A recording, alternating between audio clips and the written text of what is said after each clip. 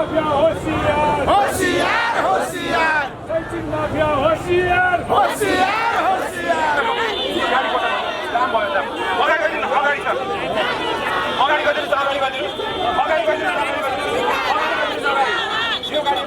अचम्म के छ भने सरकार गैर जिम्मेवारीपनबाट अगाडि बढेको छ। जिम्मेवार बोध सरकारले गरेन।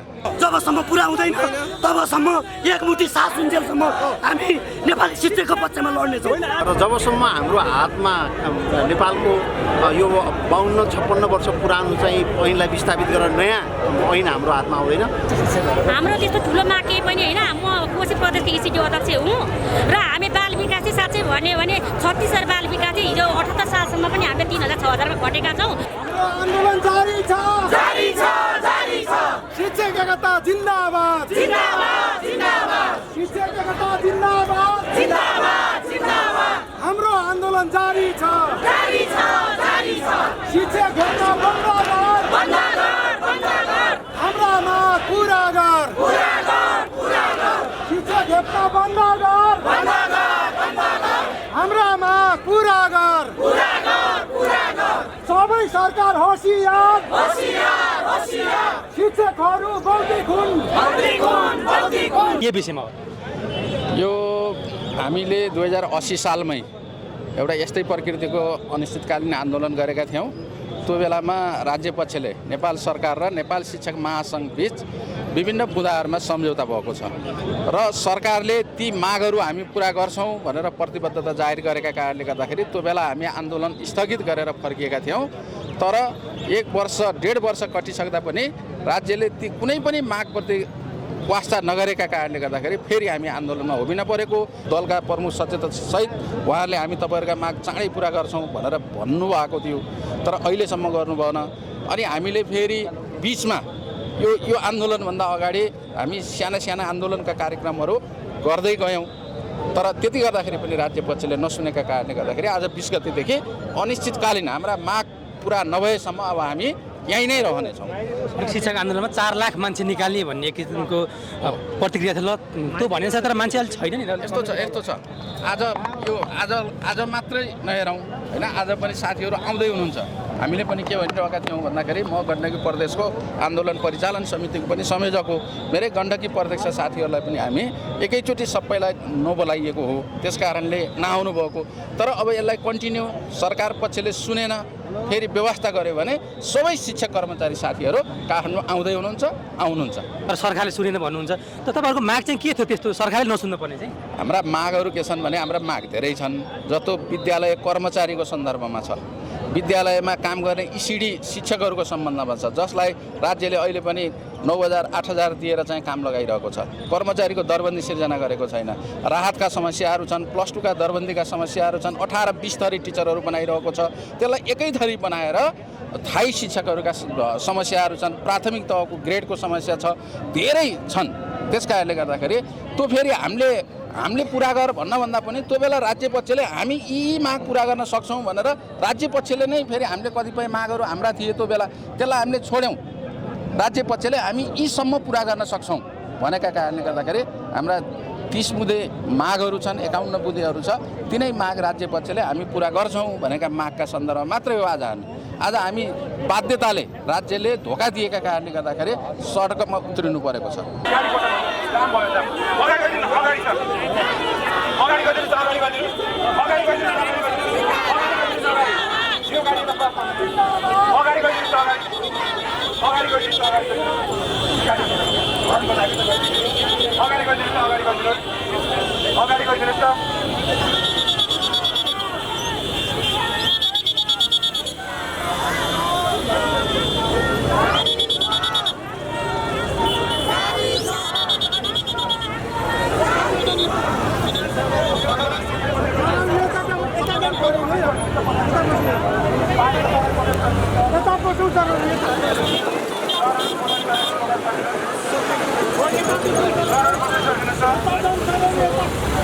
यो आन्दोलन कहिलेसम्मको लागि हुन्छ? के हुन्छ? अनिश्चितकाल हो। अनि हाम्रो जबसम्म माग पुरा हुँदैनन् तबसम्म हामी यहीँ रहन्छौँ। तर सरकारले भन्छ नि त, अहिलेका शिक्षा मन्त्री भन्नुहुन्छ हामीले शिक्षा क्षेत्रतिर भरपुर हामीले सहयोग साथ गरेका छौँ, शिक्षकहरू यतिकै आन्दोलन आउनु भएको छ भन्ने पनि उहाँहरूले केही नै गर्नु भएको छैन। कतिपय कुरा हाम्रा मागहरू के छन् भने अर्थ मन्त्रालयले निर्णय गरिदिएर पुरा हुने माग छन्, कतिपय माग हाम्रा मन्त्री परिषदले निर्णय गरिदिएर पुरा हुने माग छन्, केही मागहरू चाहिँ संसद चाहिने छ। त्यस कारणले गर्दाखेरि उहाँहरू मुखले एउटा भन्नुहुन्छ, व्यवहारमा अर्को काम गरिरहनु भएको छ। लाखौँ विद्यार्थीको भविष्य बर्बाद भएन? तपाईँ यसरी आन्दोलनमा आउँदाखेरि विद्यार्थीको भविष्य के होला? होइन, हामीले विद्यार्थीको भविष्य सोचेर नै हामीले हाम्रो आन्दोलन 24 गते पनि थियो, तर हामी एसई परीक्षालाई मध्यनजर राखेर त्यो बेलाका हाम्रा आन्दोलनका कार्यक्रमहरू रिले अनुसारमा परिणत गरेर हामी एसई परीक्षा सञ्चालन गऱ्यौँ। अब यो विद्यार्थीको भविष्य सोच्ने दायित्व शिक्षकहरूको मात्रै होइन, सरकारको पनि हो नि। सरकार त अभिभावक हो नि, सबैको अभिभावक हो।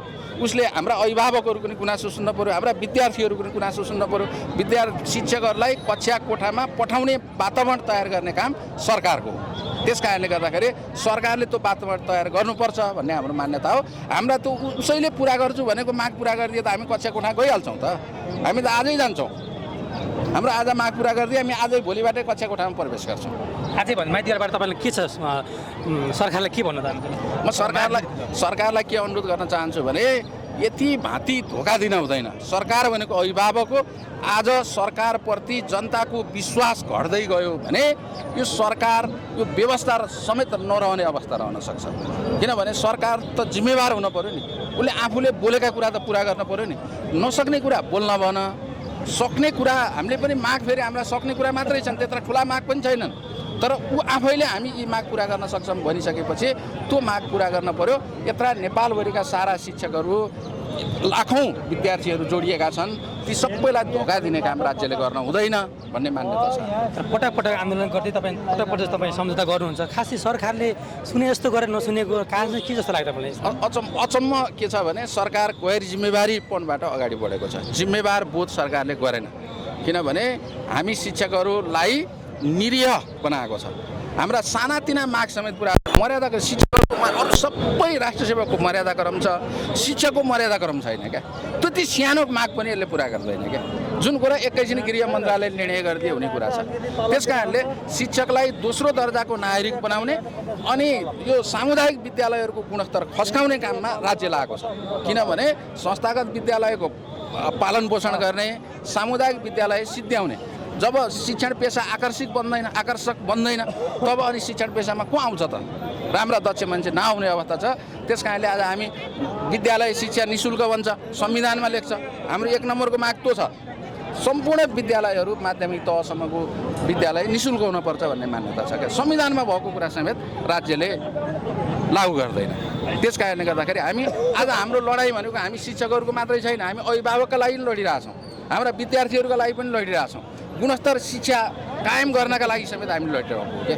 त्यस कारणले गर्दाखेरि समग्र अभिभावकज्यू विद्यार्थी वर्गहरूलाई म के अनुरोध गर्न चाहन्छु भने यो लडाइँ यो शिक्षकको मात्रै नभइकन विद्यार्थीको पनि भएको कारणले गर्दाखेरि, हाम्रा अभिभावक पनि भएको कारणले सम्पूर्ण अभिभावक विद्यार्थीहरू पनि यो जुलुसमा सहभागी भएर हाम्रो आन्दोलनका कार्यक्रमलाई सफल बनाउन म अनुरोध गर्न चाहन्छु। हाम्रो माग पुरा गर, सरकारहरू होसियार, शिक्षकहरू बौद्धिक हुन्, सरकारहरू होसियार, शिक्षकहरू बौद्धिक हुन्। हाम्रो माग पुरा गर, शिक्षक एकता जिन्दाबाद, शिक्षक एकता बन्द गर, हाम्रो माग पुरा गर। एकदमै आउन परेको हो। उहाँहरूले सम्झौता गर्नुहुन्छ 9 बुधे 50 दिन 28 धेरै पटक उहाँहरूले हाम्रो माग र मुद्दा हामी शिक्षा ऐन ल्याउँछौँ तुरुन्तै ल्याउँछौँ भनेर हामीलाई सम्झौता गरे पनि उहाँले ल्याउनु नभएको कारणले ढिलाइ सुस्ता एउटा कछुवाकै गतिमा भएको कारणले ल्याउन नसक्ने एउटा परिस्थिति देखेर चाहिँ हामी अहिले आउन बाध्य भएका हौँ। यस्तो माग के छ तपाईँहरू? सरकारले पनि नसुन्ने माग, सरकारले यो माग लागू गर्न सक्ने माग चाहिँ के छ? हाम्रो त्यस्तो ठुलो माग केही पनि होइन। म कोशी प्रदेशको इसिडी अध्यक्ष हुँ र हामी बाल विकास चाहिँ साँच्चै भन्यो भने 36 बाल विकास चाहिँ हिजो 78 सालसम्म पनि हामीले 3000-6000मा घटेका छौँ। त्यहाँनिर हामीले मसिनो बालबालिका चाहिँ 50 जना 40 जना प्रोटेक्सन दिएको छौँ र नेपाल सरकारको विद्यालय चलेको छ। एक कक्षामा पूरा तयारी गरेर पठाएको छौँ। तर त्यहाँ काम गर्ने हामी इसिडी शिक्षकहरूलाई नै राज्यले 1 वर्ष 10 वर्ष होइन, 20 महिना होइन, 20 वर्ष होइन, 30औँ वर्षदेखि हामीले 3000-6000 खटाइरहेको अवस्था छ। हाम्रो सामान्य केपी ओली सरकार जो हुनुहुन्छ उहाँको 78को यो शिक्षा बजेटले चाहिँ हामीलाई 15000 पुर्याउनु भएको छ र अहिले पनि उहाँहरूको जुन नेपाली काङ्ग्रेस र नेपाली एमाले सरकारको अहिले बहुमत सरकार छ, उहाँले हाम्रो कुरा फेरि पनि हाम्रो प्रधानमन्त्रीजीले चाहिँ मनन गरेर छिट्टै शिक्षा विधेयक ल्याउँदा राहतको हकमा अस्थायीको हकमा पेन्सन वञ्चितको हकमा अनि हाम्रा स्थायी शिक्षकहरूको मागहरूलाई तुरुन्तै एकदमै गुणस्तर हुने गरेर उहाँलाई राम्रो व्यवस्थापन गरेर हाम्रो माग र मुद्दाका आधारमा चाहिँ उहाँले शिक्षा ऐन कानुन ल्याउनुहुन्छ भन्ने आशमा हामी विशेष जोड दिन यहाँ आएका छौँ र उहाँले सुन्नुपर्छ सबै सम्पूर्ण पक्षधरहरूले उहाँहरूले सहमति निकायले हाम्रो कुरा छिट्टो सुन्ने गर्नुपर्छ भन्ने हाम्रो जोडका जोड माग लिएर हामी आएका छौँ मन्त्री कसले बनायो हामी जस्ता शिक्षकले मन्त्री कसले खुस्काउँछ हामी जस्ता शिक्षकले मन्त्री कसले बनायो हामी जस्ता शिक्षकले मन्त्री कसले खुस्काउँछ हामी जस्ता शिक्षकले शिक्षा कर्मचारी एकता जिन्दाबाद जिन्दाबाद जिन्दाबाद शिक्षा कर्मचारी एकता जिन्दाबाद जिन्दाबाद जिन्दाबाद अघि बढा नेतृत्व जिन्दाबाद जिन्दाबाद अघि बढा नेतृत्व साथ दिन तयार छौँ अघि बढा नेतृत्व साथ दिन तयार छौँ अघि बढा नेतृत्व साथ दिन तयार छौँ अघि बढा नेतृत्व साथ दिन तयार छौँ अघि बढा नेतृत्व साथ दिन तयार छौँ शिक्षकहरू शिक्षकहरू एक हौ शिक्षकहरू एक हौ शिक्षा ऐन जारी गर जारी गर शिक्षा ऐन जारी गर जारी गर शिक्षा ऐन जारी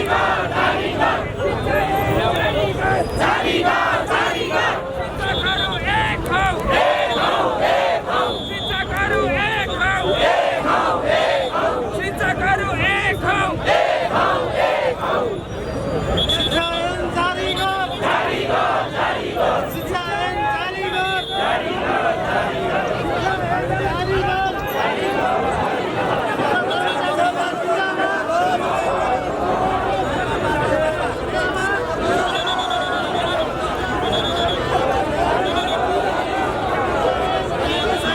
परिकल्पना त्यस्तो भए पनि 28 सालको शिक्षा विधेयकलाई उहाँहरूले हामीले पटक पटक शिक्षा विधेयक आउनुपर्छ भन्दा पनि उहाँहरूको कर्तव्य काम नै हो 28 सालको शिक्षाले के अहिलेको शिक्षा अहिलेको यो प्रविधिमूलक शिक्षाको अवस्थामा पहिला त 28 सालको थुप्रै शिक्षाले अहिले समय साथी हुन सक्छ यो अहिलेको शिक्षक मन्त्री विद्यार्थी मन्त्री र अभिभावक मन्त्री र देशमा चाहिने एकदमै टिक्ने पिक्ने शिक्षा हुनका लागि चाहिँ उहाँहरूको मध्यनजर चाहिँ शिक्षा विधेयकलाई एकदमै छिटो परिचालन गरेर ल्याएर सबैको हितमा चाहिँ शिक्षा क्षेत्रलाई गुणस्तर बनाउनको लागि उहाँले चाहिँ एकदमै दबाब दिएर अगाडि लाग्नुपर्छ र हामीले पटक पटक शिक्षकहरूलाई अहिले शैक्षिक क्षेत्र लागेको बेलामा एउटा विद्यालयमा बालबालिकालाई चाहिँ हामीले अध्ययन गराउनु पर्ने बेलामा त्यहाँनिर हाम्रो शैक्षिक व्यवस्थालाई मिलाएर हामीले व्यवस्थापन गरेर अगाडि लानुपर्ने बेलामा पटक पटक सरकारले हामीलाई यसरी यहाँ केन्द्रीकरण हुनलाई बाध्य नगरायोस् भन्न चाहन्छु शिक्षा ऐन all the best शिक्षा ऐन जारी गर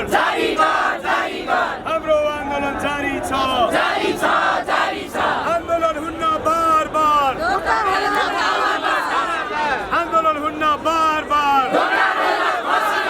आन्दोलन हुन्न बार बार आन्दोलन हुन्न बार बार शिक्षा ऐन जारी गर शिक्षा ऐन जारी गर शिक्षा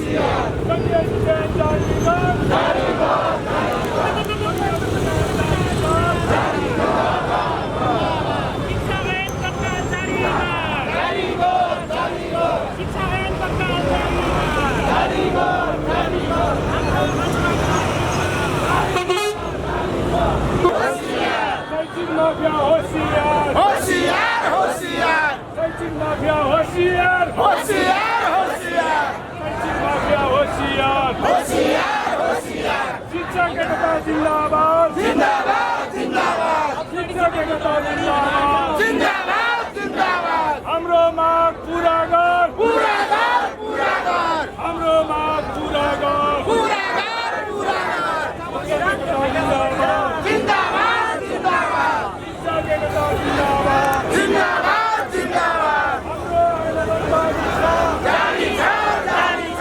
हाम्रो शिक्षा प्राप्त गरे हामीले पढाएको स्टुडेन्टहरू अमेरिकामा छन् होइन अब थाइल्यान्डमा जानु भएको प्रधानमन्त्रीजीलाई के भन्नुहुन्छ त अहिले तपाईँ हाम्रा बालबच्चाहरू हामी स्कुल बन्द गरेर हामी माग पुरा गर्दैन हामी फर्किँदैनौँ आएर हाम्रा मागहरू छिटो पुरा गर्नु पर्यो शिक्षा विधेयक चाहिँ छिटो ल्याउनु पर्यो हुन्छ प्रधानमन्त्रीले जिल्लाबाट आउनु भएको छ यही आन्दोलन गर्नको निम्ति हजुर सर एकदमै पत्रकारज्यूलाई एकदमै नमस्कार छ हाम्रो सम्पूर्ण जुम्ला हेपेकै हो जस्तो लागिरहेछ अहिलेसम्म हाम्रो 2028 सालको शिक्षा छैन व्यवस्था परिवर्तन भएको छ अवस्था परिवर्तन भएको छ राजतन्त्रबाट गणतन्त्र ल्याउनु भएको छ तर अहिलेसम्म 2028 सालको शिक्षा परिवर्तन गर्न उहाँले सक्नुभएको छ केपी प्रधानमन्त्रीलाई पनि कुनै एउटा शिक्षकले पनि पढायो होला पहिला पढाएकै हो एउटा शिक्षकबाट नै उहाँ प्रधानमन्त्री बन्नुभएको छ अब हाम्रो राज्य चेन्ज हुँदाखेरि अब हामीले के गर्नुपर्छ भन्दाखेरि अब हामी संसारका शिक्षक एक भएर हामीले पनि एउटा शिक्षा मन्त्री हामी आफै संसारका शिक्षकहरू एक भएर हामी शिक्षा मन्त्री आफै शिक्षकबाट चुन्नेछौँ हामी जसरी शिक्षकहरूले पनि बालेन शाह जस्तो मान्छे अब हामी यो शिक्षकबाटै शिक्षकले भोट हालेर भोटिङबाट शिक्षकबाट हामी एउटा शिक्षककै हकको अधिकार पुरा गर्ने एउटा हामी नेता ल्याउन छान्दैछौँ सर शिक्षकबाटै हामी युवा हुनुहुन्छ तपाईँ युवा नै छौँ सर्वप्रथम यहाँहरूलाई नमस्कार शिक्षकलाई दोस्रो दर्जाको नागरिकको रूपमा राज्यले हेरेको कारणले गर्दा हामी यो राज्यबाट हामी एकदमै रिसाएका छौँ र शिक्षकले केही काम गरेको छैन भनेर राज्यले जुन क्लेम लगाएको छ 48% को रिजल्टको कुरा गरेको छ आफ्नो कार्य सम्पादन 28% छ भने शिक्षकको 48% कार्य सम्पादन भएन 2028 सालको दरबन्दीले कसरी अहिले चाहिँ शिक्षामा क्वालिटी आउँछ 2028 सालको दरबन्दीले खै दरबन्दी तपाईँको खै शिक्षामा तालिम खै सरकारले दुःख दिइरहेको छ फेरि पनि यो दुःख भयो भने सरकारले नराम्रो दुर्घटना घट्नेछ र सरकारले ठुलो चाहिँ एउटा आफूलाई गुमाउनु पर्नेछ सरकारका मान्छेहरू त्यसकारण पनि यी आम नेपाली शिक्षकहरूको माग नेपाली शिक्षक कर्मचारीहरूको माग जबसम्म पुरा हुँदैन तबसम्म एकमुठी सास हुन्जेलसम्म हामी नेपाली शिक्षकको पक्षमा लड्नेछौँ मार्न हामी तयार छैनौँ मार्न तयार छैनौँ बरु मर्न तयार छौँ हामी हिंसक बन्न तयार छैनौँ बरु आफू बन्न तयार छौँ भोलिको दिनमा नेपाली शिक्षकहरूको राम्रो हुन्छ भने हामी मर्छौँ हामी नेपाली शिक्षकहरू राम्रो हुन्छ भने हामी भोलिका नेपाली शिक्षकहरूले साह्रो ठाडो शिर ठडाएर यो ठाउँमा उच्च दर्जाको नागरिकको रूपमा बस्न पाउँछन् भने हामी हाम्रो ज्यान राजनीति बन्द गर्नु पर्यो भन्ने बन्द गर्यो सरकारले त्यो अनुसारको नीति ल्याउनु पर्यो नि आफूले नीति ल्याउन नसक्ने शिक्षकलाई दोष दिने काम कुरो एकातिर कुम्लोबकी जिम्मेवारी त्यस्तो पनि हुन्छ सर्वप्रथम सरकारले नीति ल्याउनु जरुरी छ एउटा 2028 सालको शिक्षा गीत गाइराख्नु भएको थियो नि प्रधानमन्त्रीज्यूलाई सम्झिँदै थाइल्यान्डमा के भनेर गीत उहाँलाई थाइल्यान्डमा चाहिँ हामीले यहाँबाट हेर्नु भएको होला हाम्रो माग पुरा भएन भने तपाईँको सरकारको दिन पनि धेरै लामो छैन